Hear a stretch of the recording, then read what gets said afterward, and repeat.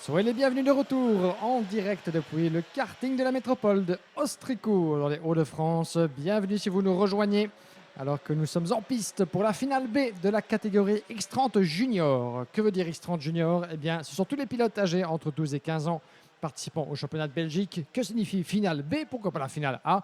Eh bien, vu le nombre de concurrents engagés, ils étaient près d'une cinquantaine pour cette deuxième épreuve de la saison 2023 et seuls 36 d'entre eux ont accès à la finale A, la finale des finales donc, qui se déroulera dans la foulée de celle-ci. Et pour tous les pilotes, au-delà du top 36, me direz-vous, ils sont en piste sous vos yeux ébahis pour donc cette finale honorifique qui profite donc à ces pilotes dont le week-end ne s'est déroulé malheureusement pas à la hauteur de leurs espérances. Et c'est l'occasion, en tout cas, c'est un des aspects, on va dire, les plus plaisants certainement de la Yamaha Series Benelux, l'occasion d'offrir un temps de piste supplémentaire à ces quelques pilotes qui n'auront pas pu se qualifier parmi les 36 meilleurs. Une finale de 14 minutes plus un tour, les feux s'éteignent, on est parti. Un très beau peloton de 13 concurrents à l'assaut du premier virage. C'est l'occasion en tout cas de montrer de quel bois on se chauffe. Et malheureusement pour trois d'entre eux, j'espère que ça ira au-delà du premier virage. Le numéro 150, le 152 est pris là-bas dans un accrochage. Et je pense que ce sera un châssis tordu, ou en tout cas un pneu avant-gauche dans un bien mauvais état pour Mathis Landen. Ainsi que le numéro 152 là-bas, Peppensteiger, qui se sont accrochés l'un avec l'autre dans ce premier virage. Il y a des pilotes avec son châssis Birellard qui a été expédié en toupie là-bas dans le bas-côté du virage numéro 1. Sans savoir de qui il s'agissait dans ce petit peloton, je pense que nous avions ici Jelle Lausma qui a été pris là-bas dans cet accrochage entre trois pilotes. J'espère en tout cas qu'ils ont pu reprendre leur place dans la ronde. 14 minutes plus un tour, c'est la durée de cette finale B, tout comme de la finale A de la catégorie donc junior qui se déroulera dans la foulée. On retrouve donc sur cette grille départ et en tête Raphaël Bourlard depuis la pole position, devant Boris Yankev, Luc Veuk, Wouter Berganu sur De Vries, ainsi que Van de Kerkhoff, Taylor, De Vries et plusieurs pilotes qui manquent déjà à l'appel. J'en ai bien peur. Nous avons De Ramelaar, le numéro 120, qui n'est pas pris part à cette finale B, Théo de Ramelaar. Je tente de voir si nous avons encore tout le monde. Effectivement, nous avons encore tout le monde dans le peloton, en piste, si ce n'est le numéro 120, Théo de Ramelaar, qui a décidé de ne pas prendre part à cette dernière finale. Nous avons donc un total de 12 pilotes en piste. Et certains d'entre eux, Peppensteiger et le numéro 150, Mathis Landen, qui se retrouvent assez loin du reste du peloton. Ils doivent cravacher désormais, tant et bien, pour essayer de recoller au reste de leurs rivaux. En tête, le numéro 189, depuis la pole position, Raphaël Bourlard, le pilote belge du DJM Racing.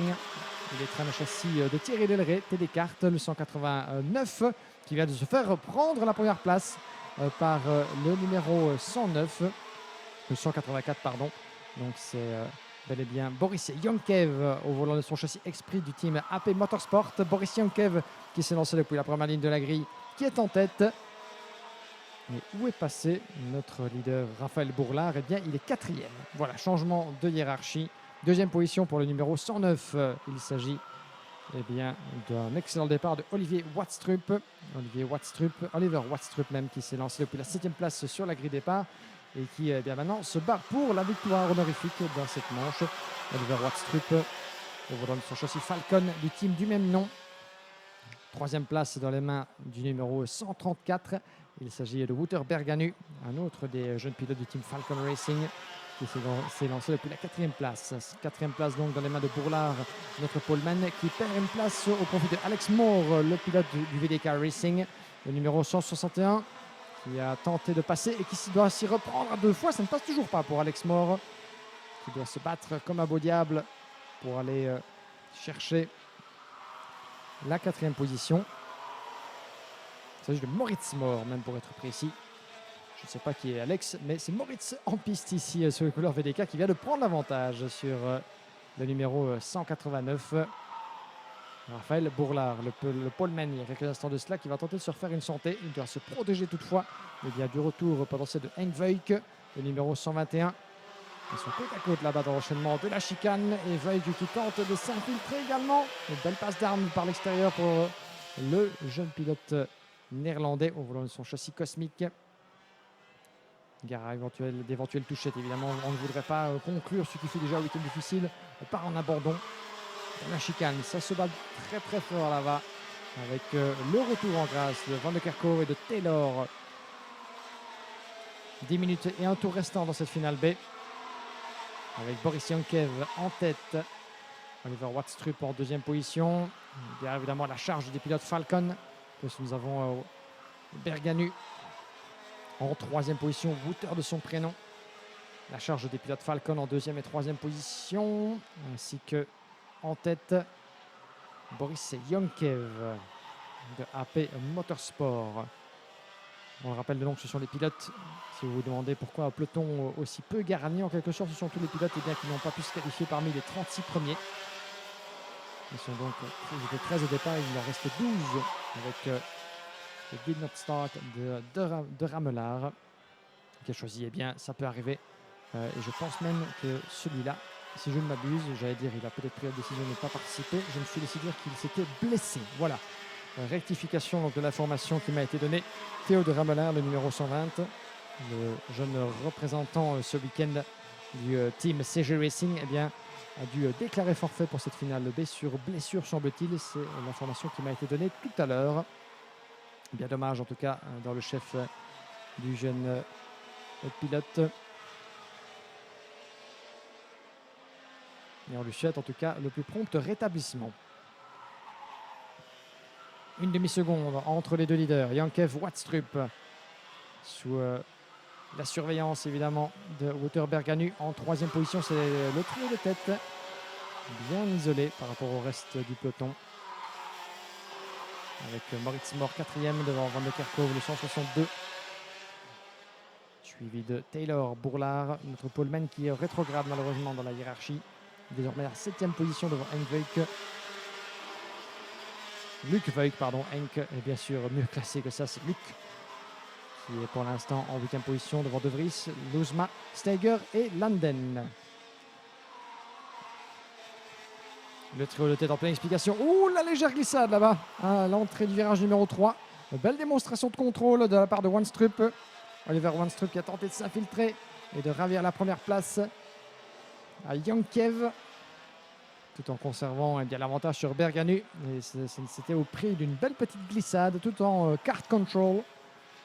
Et Wouter Berganu commence à en avoir assez là-bas. Il s'agite un petit peu pour la troisième place et tente d'intimider son adversaire dans l'enchaînement du virage numéro 7 et 8.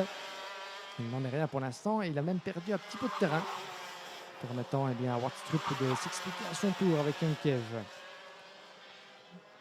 On va suivre attentivement aussi le retour derrière de Moritz Moore, le jeune pilote du team VDK Racing. Pas forcément au week-end à la hauteur de ses espérances vu sa présence dans ce peloton. Lui qui s'était qualifié en 27e position. Et attention, changement pour la première place. Et ça a croisé la trajectoire. Bien joué de la part de Oliver Watstrup qui prend les commandes. Avec encore 7 minutes et un tour jusqu'au drapeau à damier. Changement de bon procédé. Ça ferme la porte évidemment. Et le 184, Boris Yankev se retrouve eh bien, bloqué dans les crocs de Wouter Berganu. Qui va tenter d'imiter son équipier du Falcon Racing Team. Car à la touchette évidemment dans l'enchaînement du deuxième secteur. Ça profite à Moritz Moore évidemment qui n'en demandait pas tant pour recoller avec le trio de leaders côte à côte avant la chicane.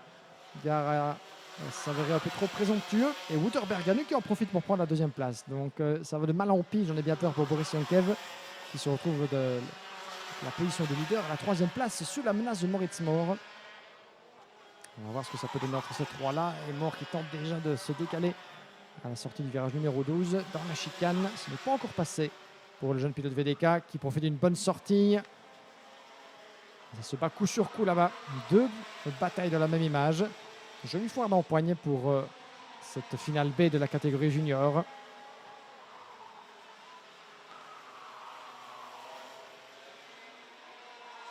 À 4 secondes 7, nous avons en 5e position le numéro 199. Il s'agit de Merle Taylor qui nous a fait une belle remontée depuis la 13e place sur la grille. En 5e place, juste devant le numéro 162, Juan Van de Kerkhove. Ensuite, nous avons le numéro 121 en 7e position, Luc Voigt, suivi de du 189, Raphaël Bourlard. Et enfin, nous avons Lauzma et Steiger ainsi que Landen qui bouclent le top 12. Et la bagarre qui continue entre Moritz Mohr et Boris Yankev. Berganu qui a pris la tête pendant ce temps-là des hostilités. Et bien voilà, changement dans la hiérarchie. Wouter Berganu, désormais votre nouveau leader dans cette finale B, devant Boris Yankev.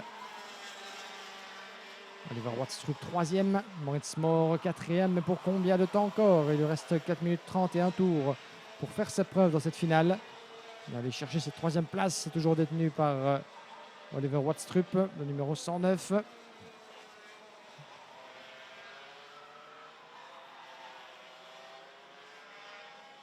Ces deux-là ne se lâchent pas pour l'instant, tout comme les deux leaders pour l'instant. À quelle heure vont-ils finir? Verrons-nous Berganu devant Boris Yankev, Oliver Watstrup devant Moritz Mohr ou l'inverse? La sortie du virage numéro 12.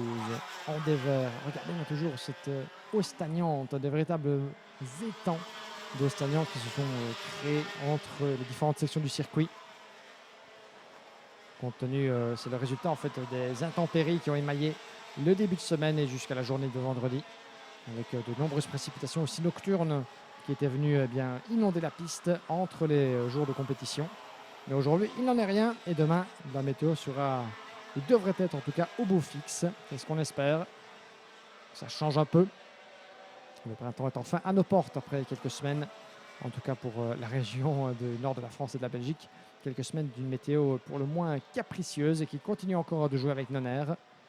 On verra ce qu'il en sera pour le reste du week-end, mais quand il en soit, les prévisions sont plus que optimistes. Et attention, ça se change de position dans l'épingle du virage numéro 11. Ça switch les positions, ça s'échange, pas forcément français, ça switch les positions avec Berganu et Yankev. Boris Yankev qui reprend son dû en tête de la hiérarchie. Et ça, eh bien voilà, il lui rend la monnaie de sa pièce, Boris Yankev, juste devant le 134. Wouter Berganu. Berganu qui va tenter de prendre l'extérieur à l'entrée du virage numéro 3. Il y a au retour d'Oliver Watstrup qui va tenter d'aller donner un petit coup de main à son équipier. Ou que se serrer là-bas. Et le leader avec son pare-choc et son museau tout de blanc vêtu.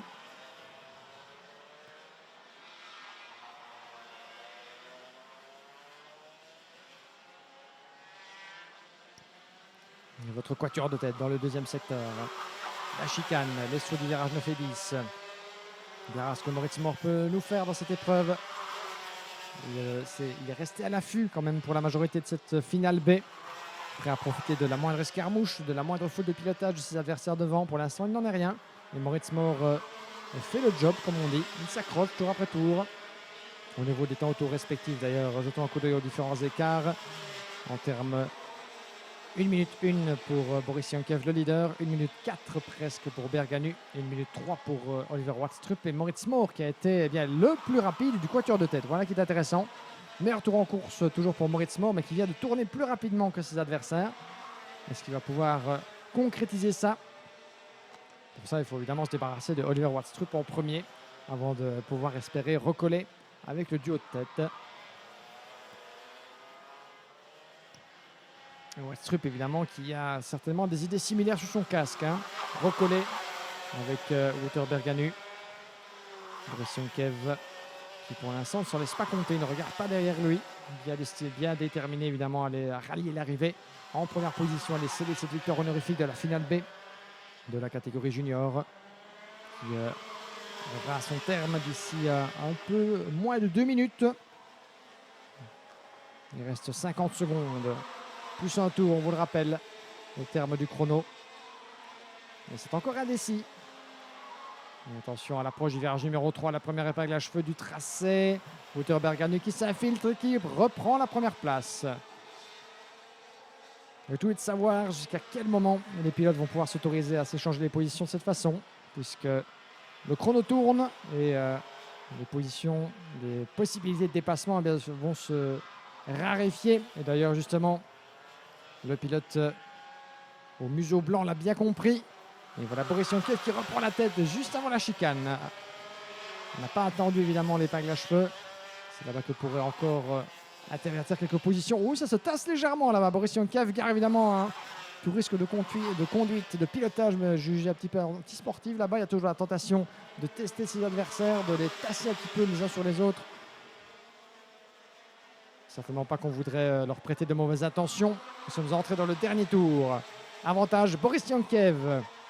Oliver Waldstrup en deuxième position. Wouter Berganu troisième. Moritz Moore quatrième. L'approche de l'épingle. Première attaque contrée pour Oliver Waldstrup. Wouter Berganu qui pourrait profiter de l'interstice pour s'infiltrer. Il n'en est rien. La porte était quasiment close là-bas dans ce virage numéro 5. Et attention, ça passe. Oh, et accrochage. Accrochage entre Boris Yonkiev et Wouter Berganu. Aïe, aïe, aïe, aïe, aïe. Ces deux-là ont été au couteau, malheureusement. Wouter Berganu qui est passé, pardon. Et c'est Oliver Waldstrup, le 109, qui va devoir se retirer dans le dernier tour. Oh, que c'est dommage.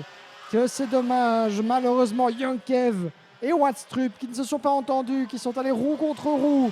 Et cela donne la victoire sur un plateau d'argent à Wouter Berganu, qui l'emporte devant Moritz Moore deuxième. Et la numéro 199. Superbe performance de Merle Taylor, remontée de la 13e à la 3e place. Eh bien, voilà certainement l'issue que l'on redoutait peut-être dans un coin de la tête. Et finalement, Oliver Waldstrup aura vu l'arrivée en 10e position. Eh bien, quelle fin de finale, quelle foire d'empoigne entre nos protagonistes de la finale B de la catégorie junior, remportée par Wouter Berganu. Il aurait été l'un des hommes de tête. Il aura façonné évidemment sa victoire finale avant bien que les événements, l'accrochage, d'abord donc l'attaque des pilotes Falcon dans le dernier tour. Et on avait vu d'ailleurs qu'à la sortie du virage 6 et 7, on pensait que Boris Yonkiev allait avoir course gagnée s'il parvenait à fermer la porte dans chacun des virages. Et puis il semblait avoir comme une petite erreur, ce qui avait permis à Wouter Berganu et Oliver Waldstrup de passer devant avant qu'une mésentente les prive de résultats. Une mésentente entre Boris Yonkiev et Oliver Waldstrup a précipité l'abandon de Waldstrup.